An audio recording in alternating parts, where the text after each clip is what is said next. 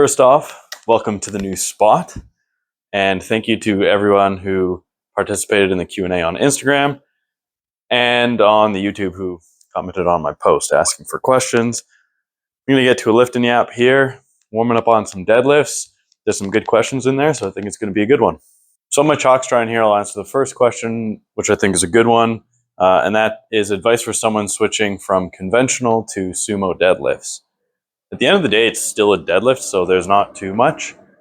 Just typically when people go to sumo, there's all this ideas around sumo of it being super technical, and you get into these super specific positions and get wide and like knees out and be really upright. But for some people, that's just really uncomfortable and they're not strong there.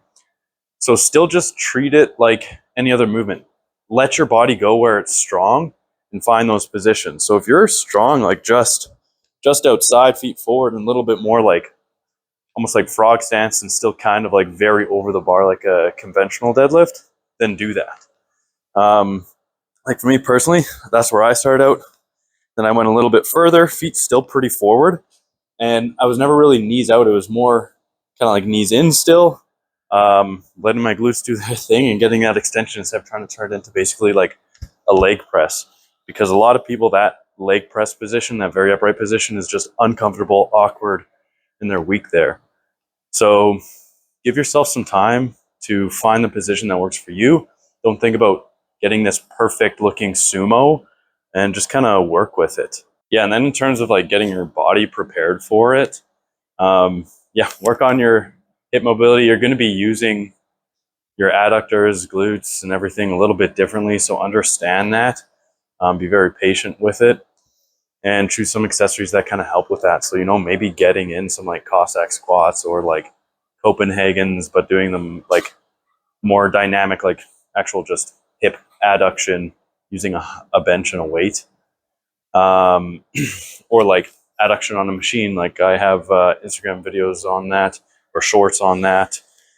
So all those can be helpful for just preparing your body. Just break it down. Okay, what positions are you going to be getting in? You're a little bit wider, so try to prep your body a little bit more for that. Maybe doing some like horse stance, just body weight or holding a weight.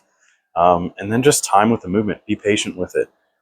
And don't completely drop all conventional type work or like closer stance work. Like maybe keep in a secondary day where you're doing conventional deads or some stiff legs, RDLs. I like stiff legs because then you're getting the full range with it. And just let that transition slowly take time and let yourself discover positions that are comfortable for you.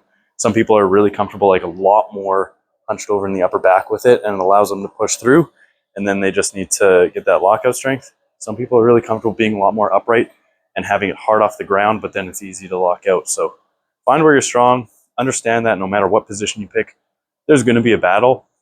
Just choose the battle that you're best at overcoming, and mentally you're happier with overcoming.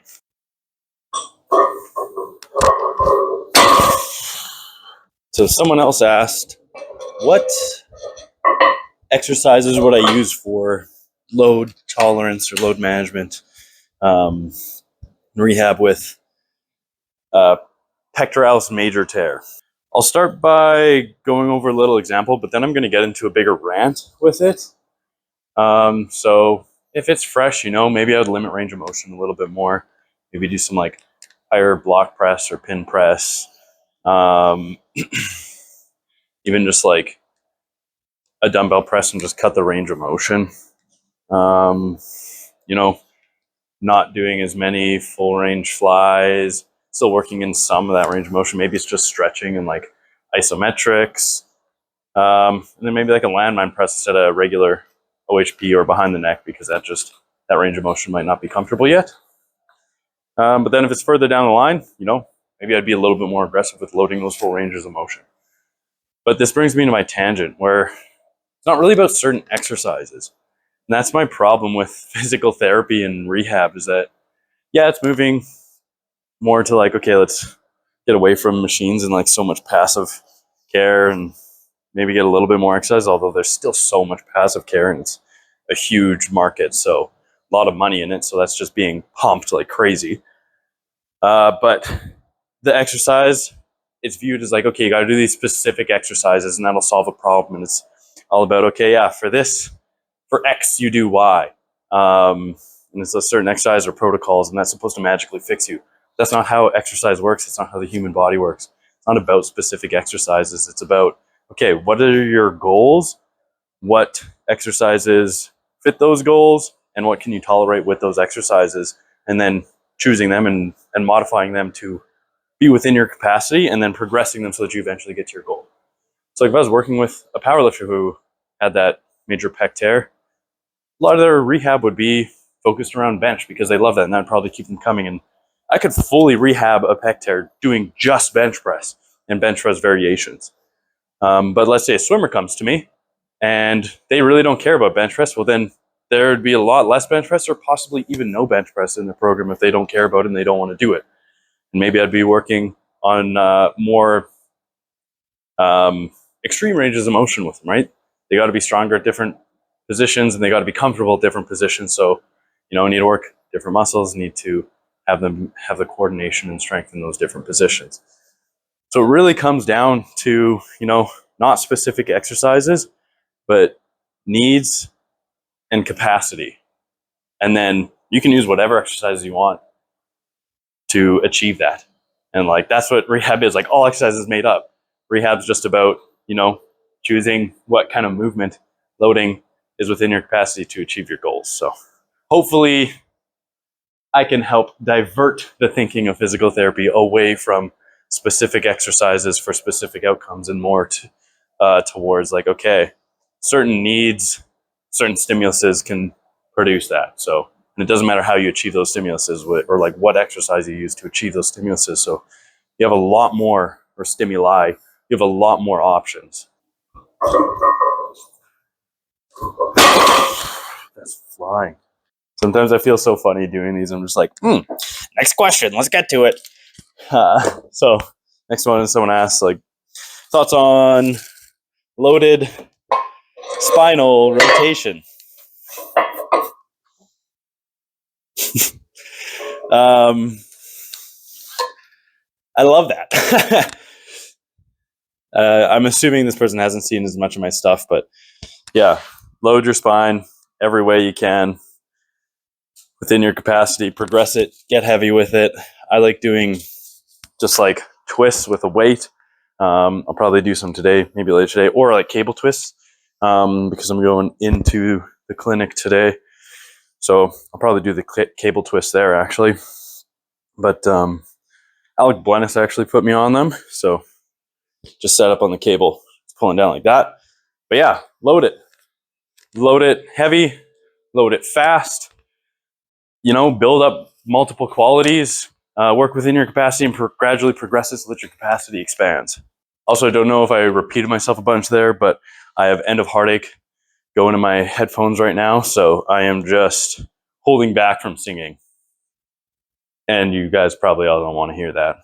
I've also never used liquid chalk before, and got it just so I don't constantly get chalk everywhere in my basement, and I'm liking it. It lasts pretty long. It's pretty decent. So if anyone has any good brands of liquid chalk that are really sticky, that would be pretty cool. I just got the Warm Body Cold Mind one.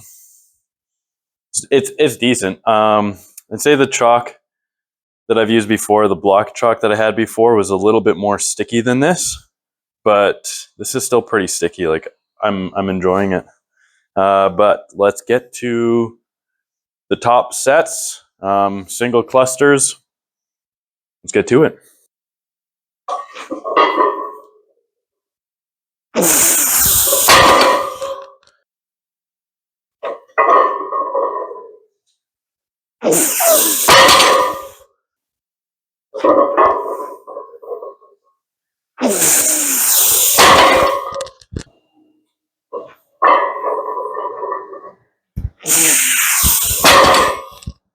Nice, solid. Also, I feel stronger, better lifting without straps and just my hook grip. Especially, especially at the top end.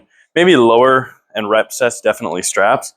But singles and at the top end, way more consistent, way stronger, way faster with just my hook grip, I find, actually. So I don't know, just straps, I guess, setting up at the bottom, just the positioning with it, how much I have to like grip compared to letting in my fingertips. I don't know if anyone else is like that, but just thought I'd share with the class. Also, there's going to be some questions that I don't answer, and a lot of them are going to be that they were like very personal or needs a lot more context. So just like, for example, I've had questions talking about like, oh, hip that is impinged and constantly clicks. And a lot of that is like, well, I would need to do an assessment to know, okay, what's going on with the hip and like, why is it constantly clicking? When's it hurting you? And then that is going into now like a personal health advice and exam. So really the advice for that would be like, yeah, see a professional who you trust and who's good and deals with like exercise. So sometimes you got to do a little bit of work to find them. Sometimes, all it takes is just, if you have a good knowledge base too, just joining them to, maybe rule out some certain things. And then you can, if it's nothing that's like too crazy or that you need to like hip dysplasia or anything, then it's like, yeah, I mean, even if it is that, the rehab advice is really like find your capacity, work within it, and then gradually expand it. It's just certain things that might be like, yeah, you know what, like this is probably going to be a little bit more difficult for you. So certain diagnoses may just change your like expectations or like how long things might take and give you a better understanding. Nothing ever means that you can't do something. It just might change like, yeah, time frame. Maybe it's just painful and clicking because you're just doing something that's, too much for it constantly. And like the clicking's something that's a little bit more benign, but there's other pain. Maybe the clicking is something that is actually directly causing your pain. And, it's like, well, you need to take a bigger break from certain things. So yeah, just kind of more like questions like that I can't really answer. I know I gave kind of an answer there, but I can't really give you probably exactly what you're looking for because I would need to do an exam and it's personal health advice. Hope I'm still in frame here. Holy diver!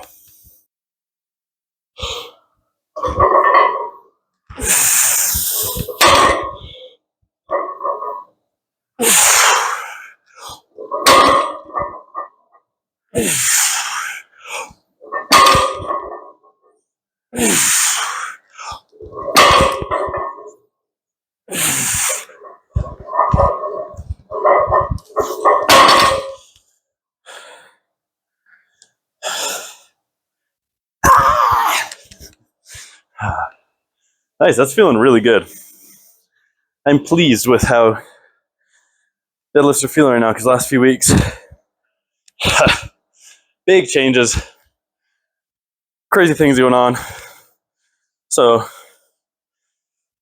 progress and lifting was kind of, just kind of getting in where I could. Strength was not feeling amazing, so that was great. I'm happy. The legend MVP, who might swing by Movement HQ sometime when they're in Barrie, asked what, like based on the last podcast with Movement HQ, what are kind of like the best bang for my buck exercises for longevity. Sorry, I need to pause my music. For longevity, let me read the question a bit more here. And healthy aging, certain cardio or strength.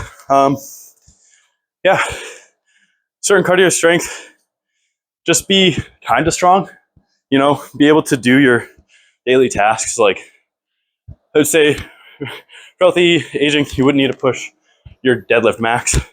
That's more of like a want for me. But if you're just like, white collar job, going about living your life, just do some deadlifts, do some full range things. Yeah, certain things, it doesn't really matter. Some more maximal strength, not all that often. Some like higher reps just for fun and like to be a little used to it. Some full range of motion, to keep that range. Maybe even some like flexibility if you like direct stretching. that's just as effective for increasing your range of motion. Anyone who says it isn't is wrong, just factually wrong. So like either just like direct stretching or like full range of motion exercise, whatever you prefer, and like actually gets you to do it.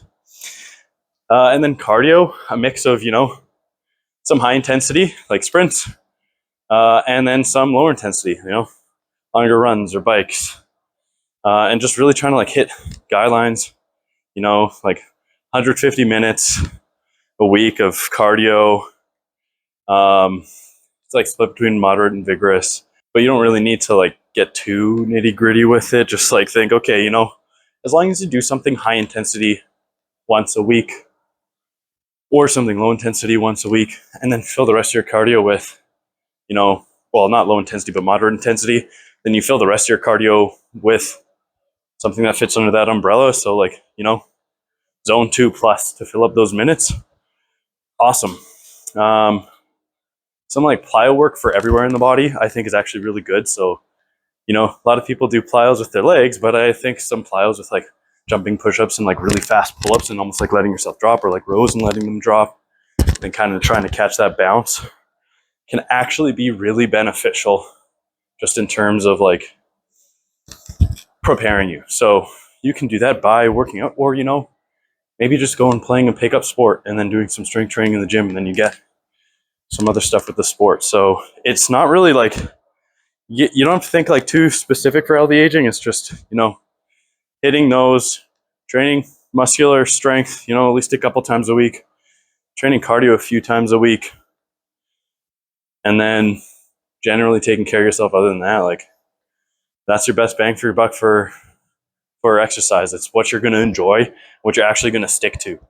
Some things will be like, yeah, you got to kind of maybe force yourself a little bit here and there. Not everything's going to be super enjoyable all the time, but you can find things that you enjoy the grand majority of time. Great pronunciation there. The grand majority of time, like, you're going to stick with it and you're going to be consistent, and that's what matters, and that's the best bang for your buck. Especially because if you enjoy it, then you're getting those psychological benefits from it more, and you're probably getting some stress relief, which is going to have massive impacts on your health. Okay, I'm going to do one more set and then answer one more question. Then I'm going to do the rest of my video without yapping, because I do kind of have to get done in a certain amount of time. So any questions I didn't get to, I might get to in a later video, or might throw up another Q&A, ask them again, and we'll get to them eventually. But yeah, thanks for asking questions. Like, because you guys ask questions, or because you people ask questions, like, that all made this possible. And thank you for watching. It's awesome. It's awesome to connect. It's awesome to help people. I'm just happy right now. It's pretty awesome. So thank you.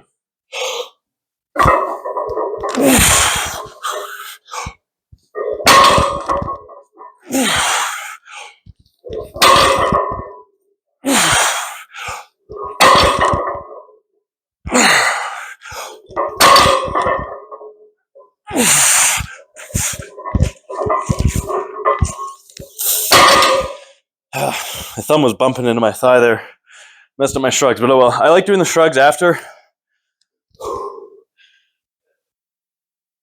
Make sure I breathe a little. I like doing the shrugs right after because you get some heavy weight. Get stimulus into the traps. Really helps with the finish and the pull with the weightlifting. So it's a good way to just combine things that I wouldn't necessarily set up and do all that often. Be a lot more consistent with it. And it's fun. Throw it, like, just finish in a set of deadlifts and tossing some shrugs. Just try it out. You feel great after. So this last question came from Instagram, and it's my thoughts on the current trend of the full body, every other day, high frequency, low volume, mid intensity. I think it's really driven by, people getting some newbie and intermediate gains and just kind of being like really consistent for more than 3 or 4 weeks for the first time ever. So they're like doing this and actually seeing things over, 3 or 4 months. And with newbie and early intermediate gains, like, that can be percentage-wise an absolutely monumental improvement. So I think it's really driven by that to like get this kind of like call-like following a lot more younger people. And they like, I don't know, younger you are, less experienced you are, typically you latch on to something because you see results and you're like, well, this is the best thing. This is the thing that I should be doing. This is the thing that everyone should be doing because I'm making gains and it's the only thing that I should be doing and other people should be doing. And it's the best. Very uncultured opinion. And, quick tangent, that can be spread to every aspect of life. People just holding very certain beliefs and ideas typically just have less experience with other beliefs and ideas. So, go out, get cultured. With exercise, go out, get cultured, try other things. You'll notice that, everything kind of works as long as you're consistent and at least lifting a little bit hard. So my thoughts on it that it works. The mid intensity is still hard enough to see gains. And throughout the week, they're getting enough volume. I know it's largely driven by this absolute fear of fatigue, which is ridiculous. The fatigue you're building up is so minimal compared to anything in life, really. And especially pretty much everyone besides advanced lifters doesn't really need to worry about fatigue all that much. You can just instead of, if you're training really high intensity, you can do a mid intensity week. But yeah, it's not any better. It's not really any worse. It's just another option. The sensationalism goes ham in the algorithm. Kids see gains, kids get followers, not even just kids, adults too. And you can build some sort of a career on that and feel good. So just you stick to it and you really push it because it's making you money or social credit. So it's really easy to kind of latch on to that. But yeah, it's just another option. There's nothing special. Again, it's nothing better, it's nothing worse. The biggest things of driving progress are going to be that working hard enough, being consistent. That's going to drive you long-term gains. Then you can try to optimize a little bit, but don't go too crazy with it because if you try to optimize everything, that's going to end up killing your gains. I've made a rant on that before, but maybe I'll make another one. Yeah, it's a training option. It's all right. Nothing special. Over sensationalized, just like anything. That kind of picks up. So, it's going to go away at some point. It's going to come back in the future. Just like every other fitness trend. It's just a wheel.